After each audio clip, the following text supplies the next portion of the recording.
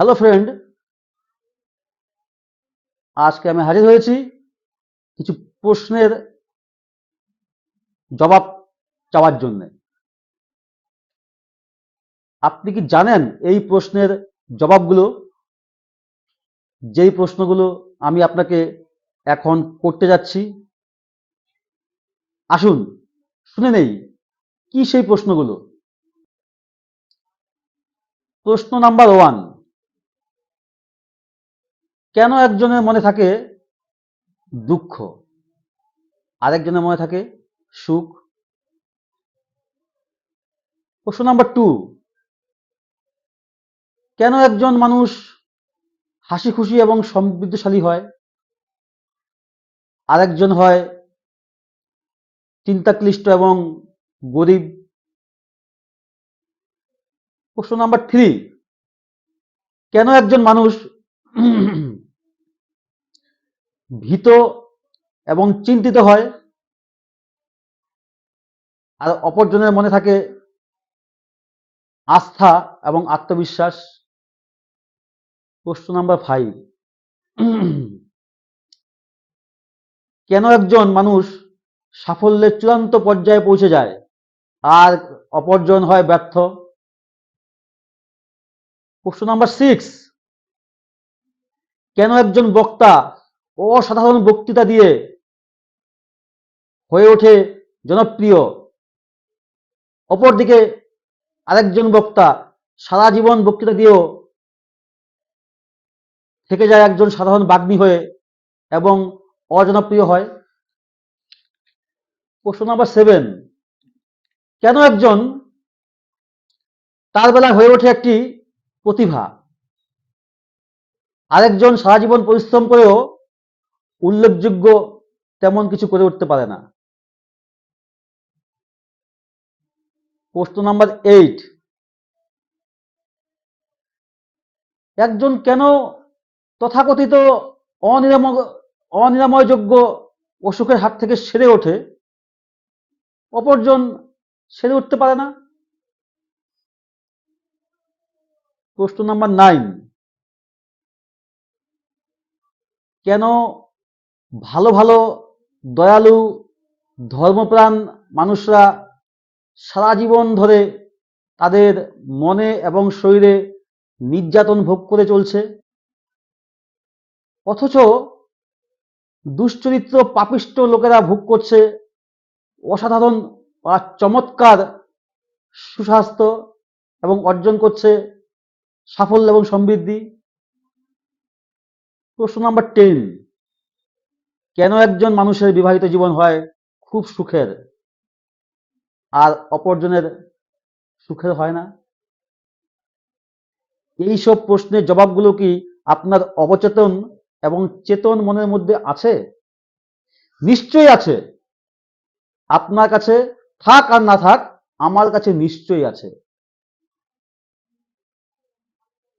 নমস্কার, আমি সুমন কুমার দাস, একজন ডিজিটাল মোটিভেটর।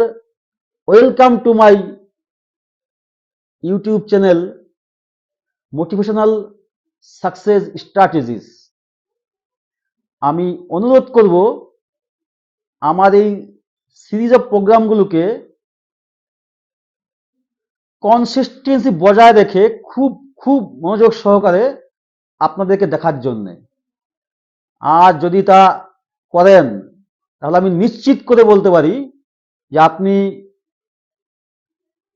পেয়ে যাবেন মিরাকেল ঘটাবার এক ক্ষমতা, যা আপনার জীবনের সমস্ত বিভ্রান্তি, অনিশ্চয়তা, দুঃখ, দুর্দশা, বিষণ্ণতা এবং ব্যর্থতা কাটিয়ে উঠতে সাহায্য করবে। আপনার সকল সমস্যা সমাধান করবে, আপনাকে দেখিয়ে দেবে আপনার সত্যিকারের জায়গা, আপনার মনের সমস্ত আবেগগুলোকে এবং শারীরিক বন্ধনগুলোকে রক্ষা করবে। আপনার স্বাধীনতা, সুখ এবং শান্তিময় মনের এক রাজকীয় রাস্তায় আপনাকে দাঁড় করিয়ে দেবে। আপনার অবচেতন মনের এই মিরাকেল ঘটানোর শক্তি পারবে আপনার শারীরিক অসুস্থতা দূর করতে, আপনাকে আবার কর্মক্ষম এবং শক্তিশালী হয়ে উঠতে সাহায্য করবে। যদি এই অভ্যন্তরীণ শক্তিগুলোর ব্যবহার আপনি একবার শিখে নিতে পারেন, তাহলে আপনি ভয়ের কারাগারের দরজা খুলে ফেলতে পারবেন, আর আপনি প্রবেশ করবেন এক স্বর্গীয় জীবনে। এই স্বর্গীয় জীবনে প্রবেশ করতে হলে কিছু একটা পন্থা আপনাকে অবলম্বন করতে হবে বস। এমনি এমনিতে কিছু পাওয়া যায় না। জীবনে সফল হতে গেলে কিছু একটা করতে হবে। সেই কিছু করাটা আমি আজকে আপনি শেখাবো। আমি আপনাকে শেখাবো যে কিভাবে সায়েন্টিফিক্যালি,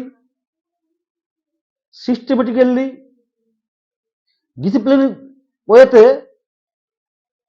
এই সাফল্য অর্জন করা যায়। এই সাফল্য অর্জন করতে হলে আপনাকে অবশ্যই সায়েন্টিফিক হতে হবে, অবশ্যই সিস্টেমেটিক হতে হবে, অবশ্যই ডিসিপ্লিন হতে হবে। আপনার অবচেতন মন আপনার কথা শোনে। আপনাকে প্রার্থনা করতে হবে, জীবনের কাছে প্রার্থনা করতে হবে। যা আপনি চান আপনি সব পেয়ে যাবেন এই জীবন থেকে। অনেকে ভাববেন হোয়াট ইজ অবচেতন মন, হোয়াট ইজ সাবকনসিয়াস মাইন্ড।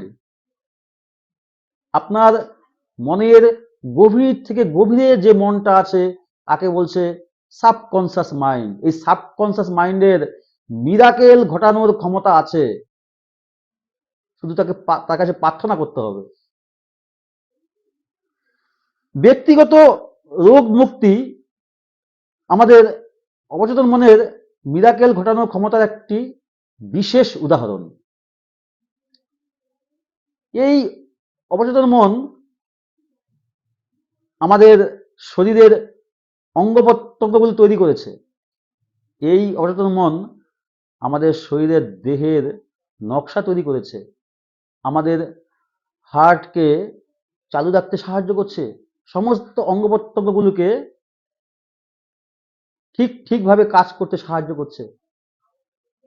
আর এই অঙ্গ প্রত্যঙ্গগুলোর নিজস্ব ক্ষমতা আছে অবচেতন মনের কাছ থেকে মেসেজ রিসিভ করে নিজেদের অসুস্থতাকে নিজেরাই সারিয়ে তুলতে পারে। তাই তো প্রাচীনকালে প্রবাদ ছিল, প্রবাদ বাক্য কি ছিল, যে ডক্টর শারীরিক ক্ষততে ব্যান্ডেজ বেঁধে দেন, আর ঈশ্বর সেই ক্ষতকে সারিয়ে তুলুন। দৈনন্দিন কর্মকাণ্ডের অঙ্গ হিসাবে বা অংশ হিসাবে আপনি কবে প্রার্থনা করেছেন? নিশ্চয়ই খুব জরুরি অবস্থায়, যখন বিপদে পড়েছেন, তখন অসুস্থ হয়েছেন, যখন ভয় পেয়েছেন, তখন নিশ্চয়ই প্রার্থনা করে ভাসিয়ে ফেলেছেন। কাজ হয়নি তো, কাজ হবে না। তার জন্য চাই টেকনিক, তার জন্য চাই বিজ্ঞানসম্মত উপায়, তার জন্য চাই ডিসিপ্লিন, তার জন্য চাই সিস্টেমেটিক হওয়া। কিভাবে বিজ্ঞানসম্মত, কার্যকর, ফলপ্রসূ প্রার্থনা করতে হয় তা জানেন কি? বৈজ্ঞানিক বা বিজ্ঞানসম্মত প্রার্থনা হলো সচেতন এবং অবচেতন মনে স্পষ্টভাবে দৃশ্যমান কিছু ঘটনার মিথস্ক্রিয়া, যা কিনা একটি সুনির্দিষ্ট উদ্দেশ্যের জন্য কাজ করে চলে। এই হচ্ছে বিজ্ঞানসম্মত প্রার্থনা। এলোমেলোভাবে প্রার্থনা করার প্রয়োজন নেই। এলোমেলোভাবে প্রার্থনা করলে কোনো কাজ হবে না, লাভ হবে না। শিখে নিজেকে তৈরি করতে হবে, আর নিজেকে রেডি থাকতে হবে যে আমি শিখব, প্রত্যেক দিন আমি শিখব, শিখে আমি নিজেকে ওই শিক্ষায় শিক্ষিত করব। খবরের কাগজে দেখা যায় যে রোগাগ্রস্ত শিশুদের জন্য লোক প্রার্থনা করে, খনিতে শ্রমিকরা আটকে যায় তাদের উদ্ধারের জন্য প্রার্থনা করে, বানভাসী লোকেদের উদ্ধারের জন্য প্রার্থনা করে। যখন তারা উদ্ধার পেয়ে যায় তখন জানা যায় তাদের উদ্ধারের জন্য কেউ প্রার্থনা করেছিল। প্রার্থনাতে কাজ হয়, এটা বিশ্বাস করতে হবে আপনাকে। তাহলে প্রার্থনা যদি কাজ হয় তাহলে সবসময় প্রার্থনা করলেই কাজ হওয়ার কথা হবে না। প্রার্থনা করার জন্য টেকনিক আছে, সিস্টেম আছে, সেগুলো ফলো করতে হবে, টাইম আছে, সেগুলো ফলো করতে হবে। কোনো কিছুই সিস্টেম ছাড়া হয় না, মনে রাখতে হবে। তবে বিপদে পড়লে প্রার্থনায় কাজ হয়, এটা যদি আমি বুঝতে পারি, তবে বিপদে কখন পড়ব, সেই বিপদের পড়লেই প্রার্থনা করব, সেই অপেক্ষায় কেন আমি আপনি ওয়েট করে থাকব? বিপদে পড়ার জন্য ওয়েট করে থাকবো এটা ঠিক নয়। কারণ বিপদের সময় মানুষ জ্ঞান শূন্য হয়ে যায়, মানুষ পাজিল হয়ে যায়, ভালো মন্দ বিচার করার মতো বুদ্ধি নাশ হয়, বোঝার মতো ক্ষমতা হারিয়ে যায় মানুষের। তা আসুন না আমরা আগে থাকতেই একটি সায়েন্টিফিক, একটি সিস্টেমেটিক, একটি কার্যকরী, সুনিশ্চিত, ফলপ্রসূ একটি প্রার্থনার কার্যকরী প্যাটার্ন আমরা শিখে রাখি, তাহলেই তো আমরা আগে থেকে প্রার্থনা করতে পারবো এবং আমরা সেই প্রার্থনার মাধ্যমে আমরা বিপদ থেকে মুক্ত হতে পারবো এবং আমরা জীবনে সাকসেস হতে পারবো। আমাদের জীবনের টার্গেট আমাদের জীবনে সাকসেস হওয়া, কিছু গঠন করা, কিছু তৈরি করা। আমরা বিপদে পড়বো সেইটা আমাদের টার্গেট নয়, আমরা আনসাকসেস হবো এটা আমাদের টার্গেট নয়। আমাদের টার্গেট অনেক অনেক কিছু, বড় কিছু করা, তাই না? এই সিরিজের, আমার এই প্রোগ্রাম অফ সিরিজগুলো বা আমার এই সিরিজের প্রোগ্রামগুলো যদি আপনি কনসিস্টেন্সি বজায় রাখে দেখতে পান বা দেখতে থাকেন, তাহলে আপনি শিখতে পারবেন যে কিভাবে বৈজ্ঞানিক উপায়ে আপনার ভেতরের অসীম ক্ষমতাকে জাগিয়ে তোলা যায়। আপনি একটি সুচিন্তিত, সমৃদ্ধ, সুখী একটি লাইফের জন্য আপনি প্রার্থনা বা আকাঙ্ক্ষা করেন, তাই না? পরিপূর্ণ জীবনের একটি আকাঙ্ক্ষা করেন। আপনার অসীম সৃজনশীল বুদ্ধিমত্তা সম্পন্ন অবচেতন মনের শক্তিকে জাগিয়ে তুলুন, এর মিরাকেল ঘটনার শক্তিকে ব্যবহার শুরু করুন এবং দেখুন জীবন কত সুন্দর হয়, কত মসৃণ হয়ে যায় প্রতিদিনের কাজকর্মগুলো। ব্যবসায় সকল প্রকারের সমস্যা কিভাবে সলভ হয়ে যায় দেখুন। পরিবারের মধ্যে পারিবারিক সম্পর্কগুলির মধ্যে কিভাবে সুর ফিরে আসে, ভালো সম্পর্ক তৈরি হয়, সেটাও দেখতে পাবেন। অবচেতন মনকে ইমপ্রেস করে সাধারণ কলা কৌশলগুলো শিখে নেন। অসীম স্টোর হাউসের গায়ে কিভাবে টোকা মারতে হয়, সেই স্টোর হাউস থেকে কিভাবে সবকিছু আদায় করে নিতে হয়, তার বৈজ্ঞানিক পদ্ধতি শিখে নিতে হবে এই প্রার্থনার মাধ্যমে। এই প্রার্থনা শেখার মাধ্যমে আপনি আপনার ভিতরে যে রত্ন ভাণ্ডার রয়েছে, যে অনেক বড় একটা স্টোর হাউস রয়েছে, তার থেকে আপনি কিভাবে মণিমুক্তাকে আহরণ করবেন সেই পদ্ধতি শেখাবারই প্রোগ্রাম আমার এই প্রোগ্রামগুলো। আবার দেখা হবে এর পরের ভিডিওতে।